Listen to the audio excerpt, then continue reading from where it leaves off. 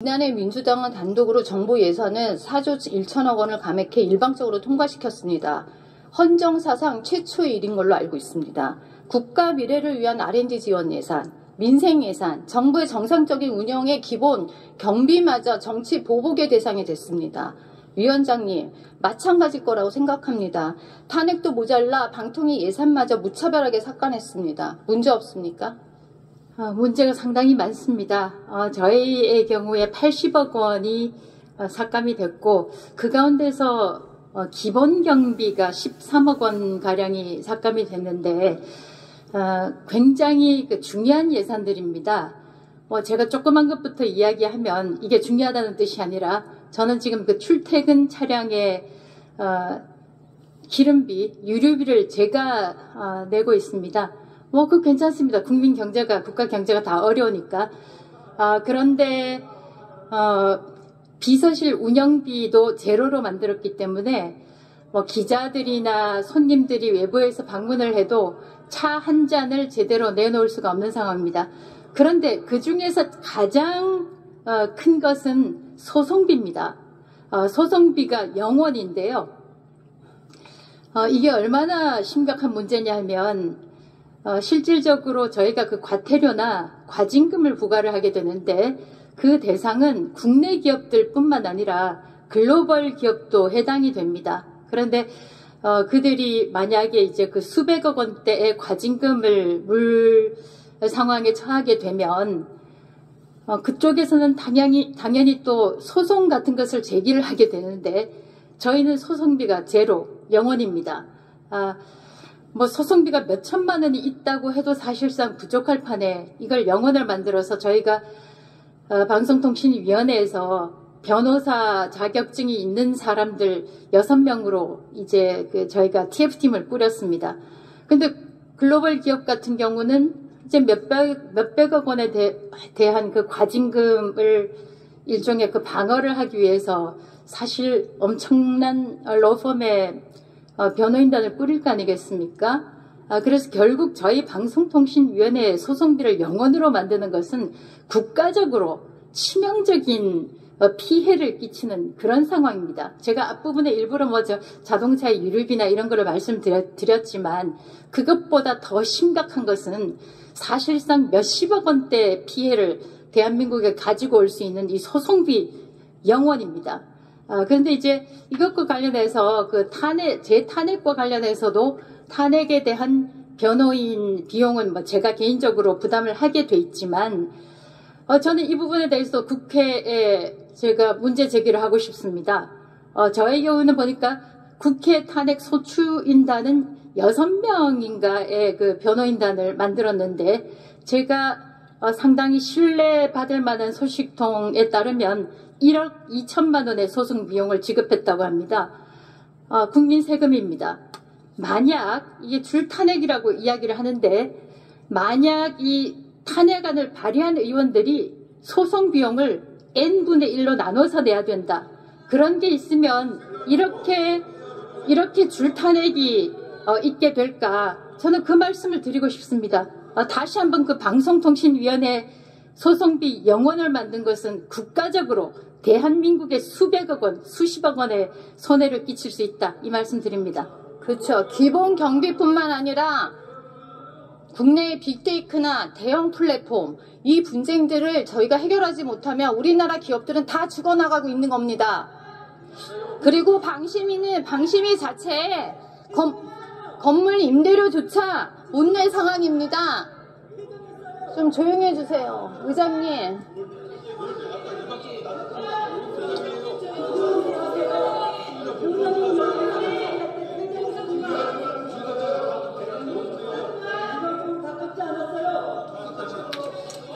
네, 의원님 계속하십시오.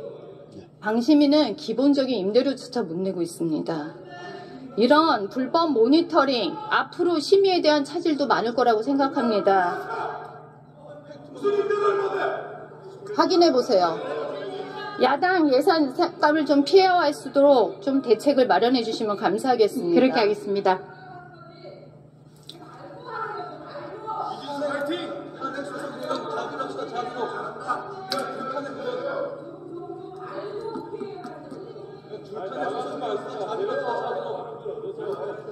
민주당이 SNS는 물론 개인 간의 카톡 대화에 대해서 허위 정보가 발견하면 신고하라고 했습니다. 거짓말이십니까? 여기 봤잖아요. 이재명 대표도 카톡 뉴스의 성형 아니고 민주당의 역량을 총동원하여 책임을 묻도록 하겠다고 했습니다.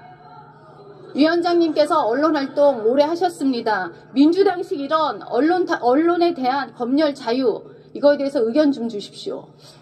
예, 카카오톡은 네이버 라인이나 다른 소통수단과 마찬가지로 거의 전 국민이 소통수단으로 사용하고 있는 것입니다.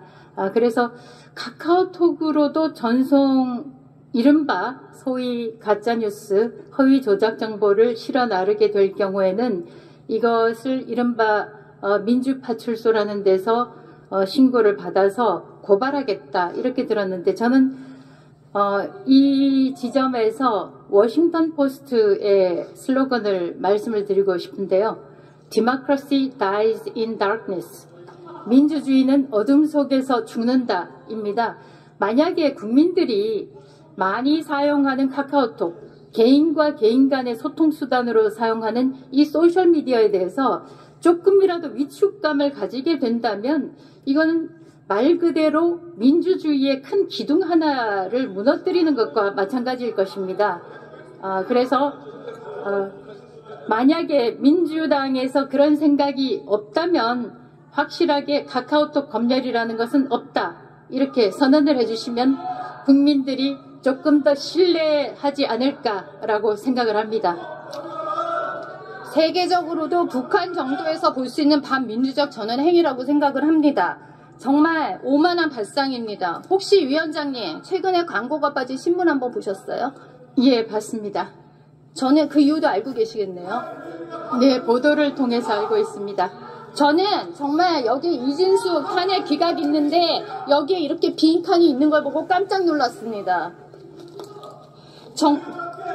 정말 이 사건이 이재명 대표가 6대 시중은행을 만나는 경제 정책 자리에서 그 언론에 광고 주는 것조차 압력을 넣어서 생긴 현상입니다. 이게 말이 됩니까? 최근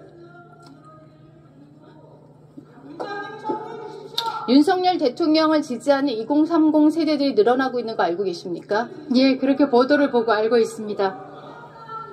불공정하고 불합리하고 부조리를 참지 못하는 청년들의 분노가 노출된 결과라고 생각합니다. 최근 박구영 민주당 교육연구원 원장이 유튜브에 출연해서 2030에 대해서 얘기한 거 아십니까? 그들이 어떻게 하면 소수를 만들까? 스스로 말라 비틀어지게 만든다. 이게 말이 됩니까? 자기 당을 지지하지 않는다 그래서 오히려 청년층을 제거해야 한다. 이게 과연 자유민주주의 자격이 있는지 정말 의문이 듭니다.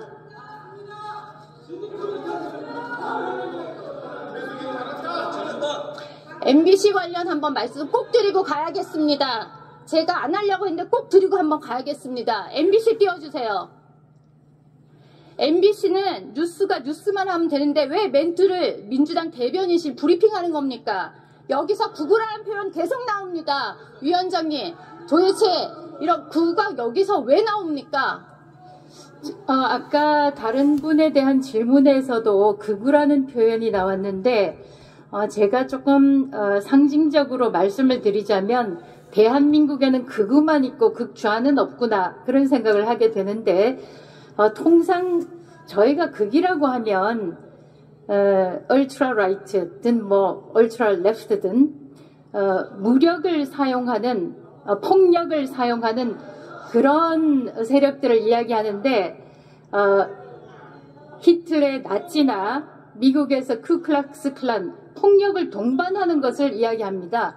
자, 그런데 만약에 이진숙을 극우라고 하고 또 2030 세대 광화문 집회든 아니면 집회 현장에 나가는 2030을 극우라고 한다면 저는 그 이야기를 도저히 믿을 수가 없고 우리 국민의 상당수를 극우 세력으로 몰아가는 그런 시도라고 생각을 하고 있고요. 굉장히 위험한 발상이라고 생각합니다. 만약에 그렇다면 비이재명계들이 움직인다라는 언론 보도에 대해서 움직이면 지지자들 모아서 다 죽여버리겠다라고 이야기한 최민희 의원이 바로 극좌가 될 것이고, 그러나 저는 한 번도 최민희 의원에 대해서 극좌라는 표현을 쓴 적이 없고, 전 제 개인적으로 적어도 제 기억이 맞다면 극좌라는 표현은 쓰지 않습니다. 사실 이번 교섭단체 대표 연설에서도 MBC는 명백한 차이를 보였습니다. 민주당 이재명 대표 연설에는 친절한 해석까지 덧붙였고요. 우리 국민의힘 권성동 대표의 연설은 야당 탓맛하는 연설로 몰아갔습니다. 저는 아니라고 생각합니다. 진실대로 보도해 주시기를 강력히 촉구합니다. 위원장님, 3박 4일 빵 청문회 하신 거 기억나시죠? 예. 법화 때문에. 아까도 법화 얘기 나오더라고요. PPT 보시죠. 이재명 대표야말로 경기도지사 시절 법인카드로 얼마를 쓰셨는지 압니까? 개인 2,790만 원씩 샌드위치 먹고요. 아니, 과일 2,790, 샌드위치 685만 원. 거기다 세탁비 쓰시고요. 샴푸까지 쓰셨습니다. 그래서 이거를 지금 개인 카드 유용 혐의로 11월에 기소당했습니다. 위원장님은 기소당한 적 있습니까? 저는 아직이라는 표현은 적절치 않습니다만 기소당하지 않았고요. 법카 이야기가 나왔으니까 MBC의 60여 년 역사상 법인카드가 공개된 것이 좀 시쳇말로 까인 것이 두 번 있습니다. 한 번은 김재철 사장 법인카드가 저희가 현재까지 추정하는 것은 민노총 언론노조 회원이 불법적으로 빼줘서 빠져나간 것 한 번, 그리고 이진숙의 법인카드 내역입니다. 저는 한 번도 사적으로 사용한 적이 없기 때문에 자발적으로 자료를 공개하고 제출했습니다. 이 사실을 말씀드리고, 민주당에서 이것과 관련해서 유성경찰서에 고발을 했는데 3개월에 한 번씩 진전사항을 보고를 받는다고 합니다. 저는 그래서 국회에서 이제 경찰 수사도 지휘를 하나 그런 생각을 하고 있습니다.